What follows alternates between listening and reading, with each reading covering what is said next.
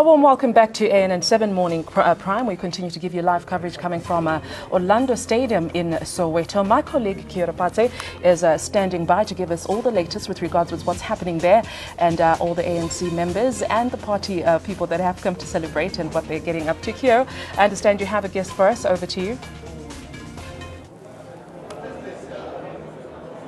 A very good morning to you, Audrey, and good morning to our viewers. Yes, I'm actually joined by David Makhura, the Deputy Chair of the Gauteng ANC. A very good morning to you, sir. Thank you so much for joining us. Good morning and happy birthday to the ANC. Happy birthday to the ANC, indeed, 105 years. Now, as the host city, how prepared is the city of Gauteng for this event?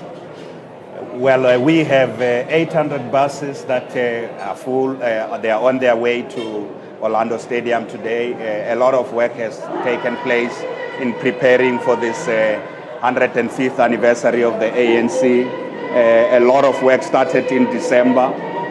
This week, the National Executive Committee, our provincial and regional and branch leaders have gone all over the province to mobilize communities, to also get a sense of the mood in our community. So we are very ready. I have often said that we will do our best. We can't control the weather, but we will work with the weather.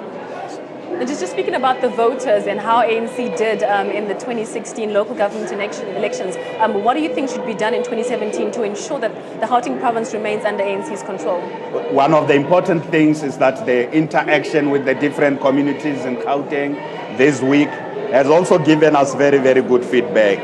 And the key supporters of the ANC, many of whom stayed away, they didn't vote for another party, they stayed away in August, are happy that the ANC is confronting the real issues that are troubling them. They are happy that we are now, since the elections, through the discussion of what we call self-reflection and self-introspection, the National Executive Committee, the different structures throughout the country of the ANC, engagement with sectors, and the different components of the ANC have been discussing the need to deal with the issue of corruption. They need to deal with factionalism so that we can unite the ANC.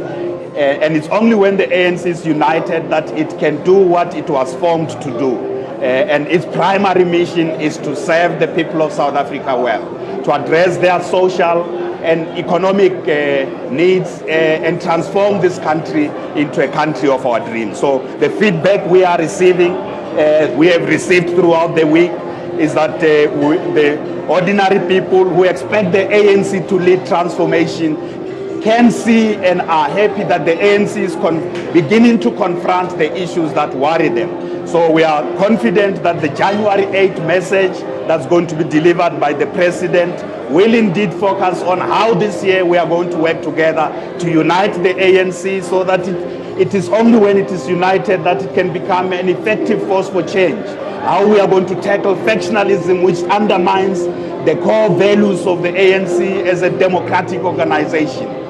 How we're going to deal with corruption, and how we're going to govern this country in a way that helps us basically attend to the critical challenges facing ordinary people throughout South Africa. So we are very happy that the feedback people are saying throughout the province, you are now beginning to deal with the issues that worry us. And a lot of these issues are the ones that made them stay away from the elections on the 3rd of August. So we are rebuilding. 2017 is about rebuilding, winning the confidence of South Africans that the ANC is still the primary force for transformation. And it can only do so if it has dealt with its own internal problems and keeps its house in order.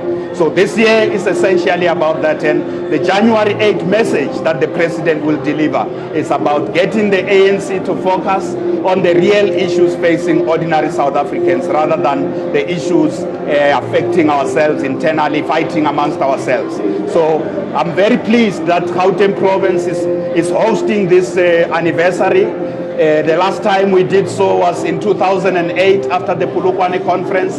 9 years later it has returned, and we will have a very successful January 8th rally here today. You will see, even if it's raining, people are excited. We felt that excitement in communities throughout the country. Even here in Soweto yesterday in rain, people were saying we are coming to the stadium tomorrow. So they will be here today. It's actually getting full even despite the rain, as you were saying. Yes. You know, you mentioned that you've been going around to the community door to door, getting to know what the issues were that stopped people from voting in the 2016 elections. Now that you know what the ground issues are, how soon in 2017 can you say the Gauteng province will deal with those issues of factionalism, of corruption, you know, of those squabbles? How soon can we begin to see those results in terms of the economic improvement, you know, probably even housing issues improving? The January 8th statement that will be delivered today is our battle plan. It's a war cry. It's our plan of action, unity in action. So that the January 8th statement is going to be a program of action as an organization, is going to be a program of action as the ANC-led government, municipalities governed by the ANC, provinces governed by the ANC, and national government will ensure that we implement all these issues. And these issues are essentially about responding to the overwhelming concerns of ordinary South Africans, issues of employment and the economy, improvements that are required on issues of housing and the many issues of social development that are facing communities, the issues facing young people, issues of crime, issues facing women, issues facing the different sectors.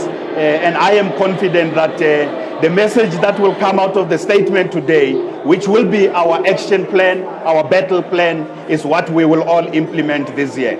And what about the alliance, the ANC alliance with SACP, you know, COSATU? Do you think that's going to be strengthened as well in this year? It's a very defining year. Certainly. We 2 days ago we were celebrating the life of Joe Slovo, one of the preeminent South Africans and revolutionaries. The alliance at that memorial of Joe Slovo was very clear. The messages from the alliance was the same message that the ANC is taking everywhere in the country. We need to unite. We need to pay attention to eliminating corruption in our ranks. We need to eliminate factionalism. We need to address the issues of the economy. We need to transform society in every aspect of it.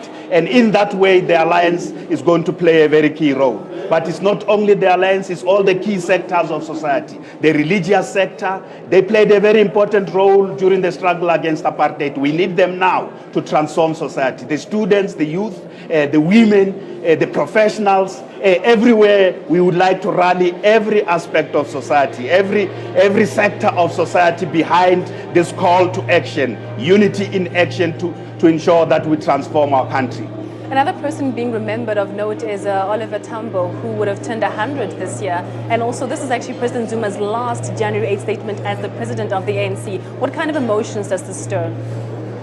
Well, it is very significant that 2017 marks the 100th anniversary of the birth of Oliver Tambo. All the issues that we say are troubling the ANC, the question of unity, the need to build a more united organization free from factionalism, the need to focus on the principal needs and interests of our people, the need to mobilize everybody to redeem the image of the ANC. All that is synonymous with the distinct leadership of Oliver Tambo. So in honor of Oliver Tambo, we can't fail this year to ensure that we address these fundamental issues of bringing the ANC back to its principal focus. And that focus is to ensure it leads the people of South Africa to a better country. And it does so in a way that unites everybody, in a way that builds integrity across every level, every sector of society, every sphere of society. So that's what Oliver Tambo represented, a distinctive leader of our movement. And in his honor, all these issues of rebuilding the ANC, renewing it, reviving it, revitalizing it are essentially a key thing to do what Oliver Tambo would have done if he was around.